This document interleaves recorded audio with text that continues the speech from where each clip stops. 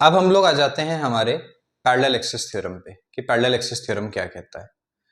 तो एक बात तो आप ये समझ गए थे कि पिछला वाला जो हमारा थ्योरम है वो चपटी बॉडी पे लगाना है, लेकिन पैरेलल एक्सिस थ्योरम आप पे ऐसा कोई भी रूल नहीं लगाता। अब आप बोलेंगे कि ये आपने ऊबड़ खाबड़ शेप की बॉडी बनाई है, आप थ्योरम समझा इसके लिए रहे हो, पर जब आप क्वेश्चन कराते हो तो we use ring, disc and hollow sphere, solid sphere, इस तरीके की चीजें यूज करते हैं। उसका रीजन सिंपल सा है बेटा कि समझाना ऊबड़ खाबड़ बॉडी लेने का मतलब ये है कि थ्योरम लगेगी तो इसके लिए भी, एप्लीकेबल तो इसके लिए भी है, लेकिन इसका मोमेंट ऑफ इनर्शिया हमको किसी भी एक्सिस का नहीं पता तो हम निकाल ही नहीं पाते। अच्छा, किसी एक्सिस का तो पता होना चाहिए ना आपको, तो रिंग में, डिस्क में, उनमें किसी एक एक्सिस का पता होता है, उससे फिर दूसरी का, फिर तीसरी का थ्योरम लगा लगा के चौथी का, पांचवी का, सबका निकाल लेते हैं, है ना। लेकिन the theorems that we are studying are applicable for all kinds of bodies. ठीक है, तो इसमें आपको क्या करना है, जैसे ये आपका एक एक्सिस है, ये रहा, और आपको इसका मोमेंट ऑफ इनर्शिया नहीं पता, मान लो नहीं पता, निकालना चाहते हो आप। पहला काम क्या करना है, ये जो बॉडी है, अब ध्यान रखना ये अपनी पैरेलल एक्सिस थ्योरम है, ठीक है। इसमें सबसे पहले आपको बॉडी का सेंटर ऑफ मास ढूंढना है। क्या ढूंढना है? सेंटर ऑफ मास। ढूंढ लिया आपने, ये रहा सेंटर ऑफ मास। अब सेंटर ऑफ मास से आपको एक एक्सिस बनानी है जो इस एक्सिस के पैरेलल हो, बना लिया आपने, ठीक है। अब आपको लिखना है आई कॉम, यानी moment of inertia about this axis आपको पता होना चाहिए, ठीक है।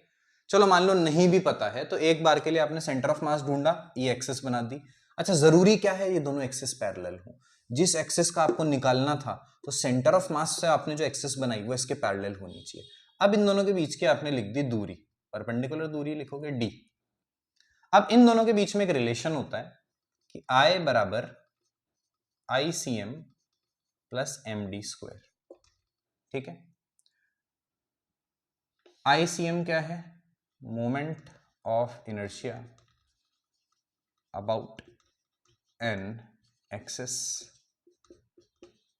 पैरेलल टू दी, चलो इसको 1 बोल लेते हैं, इसको एक्सिस 1 बोल लेते हैं, parallel to axis 1, moment of inertia about an axis parallel to axis 1 and passing through centre of mass, यानी सेंटर ऑफ मास वाली एक्सिस जो पैरेलल हो 1 के। डी क्या है? Perpendicular distance between the two axis, उन दो एक्सिस के बीच की परपेंडिकुलर दूरी। एम क्या है? मास ऑफ बॉडी, पूरी बॉडी का मास। ये इन दोनों का रिलेशन है, समझ गए क्या? ऐसा एक रिलेशन एग्जिस्ट करता है, बात खत्म हो गया अपना पैरेलल एक्सिस थ्योरम। यही है पैरेलल एक्सिस थ्योरम, इन दोनों के बीच का रिलेशन होता है। अब आप पूछोगे सर I1 निकालेंगे कि ICM निकालेंगे? अरे दोनों में से जो भी पता हो, I1 पता हो तो ICM निकाल लेना। जैसे अगर आप I1 को लिख सकते हो ICM प्लस MD स्क्वायर, तो ICM को भी तो लिख सकते हो I1 माइनस MD स्क्वायर। तो क्या इशू है? I1 पता हो तो ICM निकाल लेना, और ICM पता हो तो I1 निकाल लेना, यूज कर लेना इस थ्योरम को। चलो यूज करके देखते हैं। सिंपल केस में यूज करके देखेंगे, रिंग में और डिस्क में, और कॉम्प्लिकेटेड केसेस के लिए आप लोगों को मेरा नेक्स्ट लेक्चर फॉलो करना होगा, जो मैं जल्द ही बनाऊंगा मोमेंट ऑफ इनर्शिया के अदर केसेस और कॉम्प्लिकेटेड क्वेश्चंस को कवर करते हुए। तो आइए देखते हैं। तो ये है अपने पास रिंग, रिंग तो चपटी बॉडी है। आप बोलोगे सर चपटी बॉडी, तो फिर तो इसमें परपेंडिकुलर एक्सिस थ्योरम लगेगा, कोई जरूरी थोड़ी है, पैरेलल एक्सिस थ्योरम तो हर तरह की बॉडी पे लगता है। ये आपका हो गया mr स्क्वायर। किसी ने इस एक्सिस का आपसे मोमेंट ऑफ इनर्शिया पूछ लिया कितना है, ठीक है। अच्छा, पहले इसको नहीं बनाते हैं, पहले तो बस ये लिखा था रिंग है, मास है m, रेडियस है r, और इस एक्सिस का मोमेंट ऑफ इनर्शिया आपको निकालना है। तो मैंने आपको स्टेप्स क्या बताए? सबसे पहले सेंटर ऑफ मास ढूंढो, ये रहा सेंटर ऑफ मास। अब एक एक्सिस बनाओ जो इसके पैरेलल हो। ये एक्सिस कैसी है? ऐसी, तो यहां पर भी ऐसी एक्सिस, यानी ये रही। अब आई कॉम लिखो, आई कॉम, आई कॉम क्या है? आई कॉम है mr स्क्वायर, रिंग में हमको पता है। इन दोनों के बीच की दूरी ढूंढो, इन दोनों के बीच की दूरी क्या है? r, रेडियस ही तो है, हमको साफ दिखाई दे रहा है।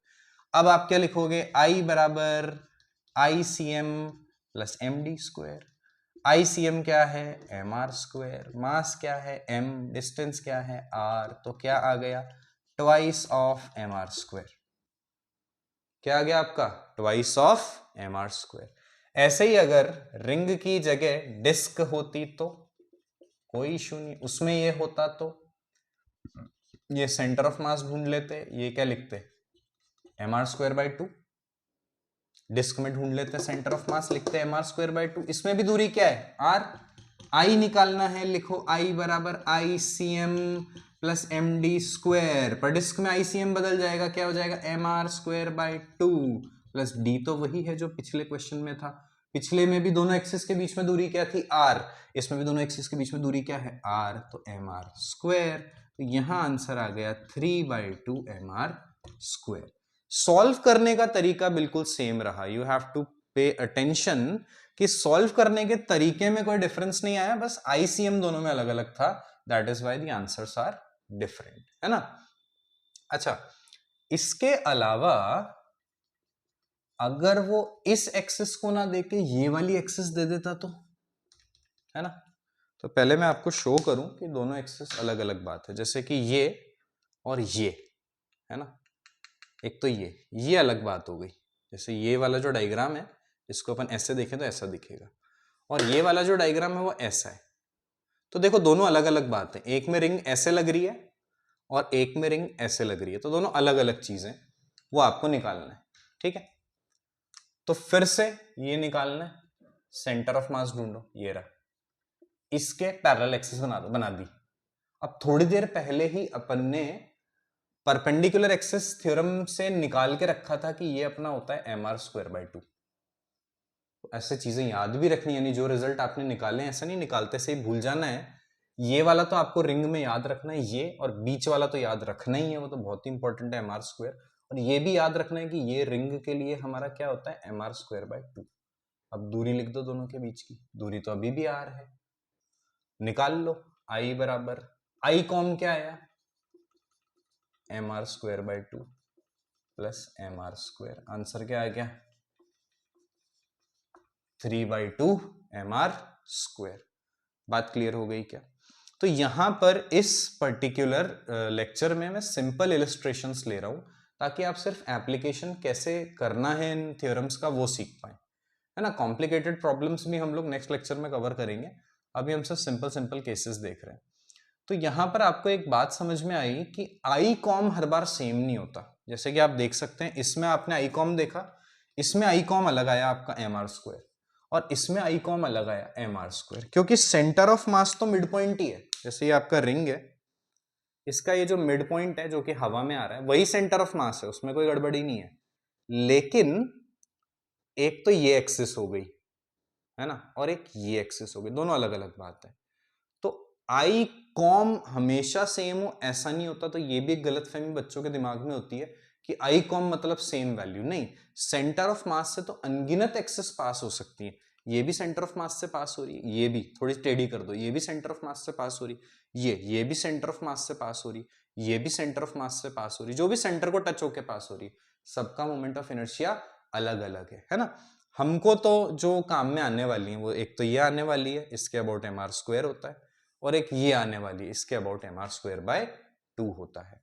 अब हम हमारा लास्ट एग्जांपल देखेंगे जिसमें हम एक और एप्लीकेशन सीखेंगे पैरेलल एक्सिस थ्योरम का, और एक क्वेश्चन भी देखेंगे जिसमें वो चीज मैं आपको अप्लाई करके दिखाऊंगा, ठीक है। ये लास्ट कॉम्प्लिकेशन है अबाउट पैरेलल एक्सिस थ्योरम, जो आपको किसी प्रॉब्लम में, अच्छा ये ऐसे में समझाऊंगा तो आपको लगेगा हाँ यार बिल्कुल नॉर्मल सी बात है, पर क्वेश्चन में दिखाऊंगा तो बच्चे अक्सर गलती कर देते हैं। तो वही अपने पास एक बॉडी है, ये अपने पास दो एक्सिस हैं जो आपस में पैरेलल है, ये I1 है, ये I2 है, ये तुम्हारा सेंटर ऑफ मास है। अब सेंटर ऑफ मास से भी तुमने एक एक्सिस बना दी, तो तीनों एक्सिस आपस में कैसी हो गई, पैरेलल। इसके अबाउट मोमेंट ऑफ इनर्शिया हो गया I1, इसके अबाउट हो गया I2, और इसके अबाउट हो गया I कॉम, क्योंकि सेंटर ऑफ मास से पास हो रही है। इन दोनों के बीच की जो दूरी है उसको आपने लिख दिया d1, और इन दोनों के बीच की दूरी है इसको आपने लिख दिया d2। अब आप सब लोग जानते हैं कि भाई पैरेलल एक्सिस थ्योरम के अकॉर्डिंग मैं I1 को लिख सकता हूँ I कॉम प्लस md1², और I2 को मैं लिख सकता हूं I com plus md2 square. ठीक है, तो क्या फायदा हुआ इससे, तो क्या करें हम, क्या बड़ी बात हो गई, बड़ी बात ये हो गई कि आप यहां से I कॉम भी तो लिख सकते हो इस तरीके से I1 माइनस md1 स्क्वायर, और यहां से आप I सेंटर ऑफ मास को क्या लिख सकते हो I2 माइनस md2 स्क्वायर। अब ये दोनों के दोनों ही I कॉम के बराबर है, यानी आपस में ही बराबर है, तो आप क्या लिख सकते हो I1 minus md1 square equals I2 minus md2 square. यानी इन दोनों एक्सेस के बीच में भी इस तरीके का रिलेशन एग्जिस्ट करता है। क्यों बताई मैंने यह बात आपको, ठीक है, एक क्वेश्चन है वो बिल्कुल क्लियर कर देगा आपको कि ये बात मैंने आपको क्यों बताई। तो इसको तो आप लिख लो कि ये दो एक्सेस हैं जिसमें से एक सेंटर ऑफ मास से d1 दूरी पे, दूसरी d2 दूरी पे, इन दोनों के मोमेंट ऑफ इनर्शिया के बीच में भी ऐसा रिलेशन होता है। अच्छा, रटना चाहो तो रट सकते हो, मेरे को तो समझ में आता है सिंपल, ये डिराइव करने में कोई ज्यादा समय हमको नहीं लगता है। किस क्वेश्चन में सभी बच्चे गलती करते हैं, जहां पे लगाना होता है ये वाला मेथड जो अभी अभी मैंने आपको सिखाया, पर वो नहीं लगाते हैं।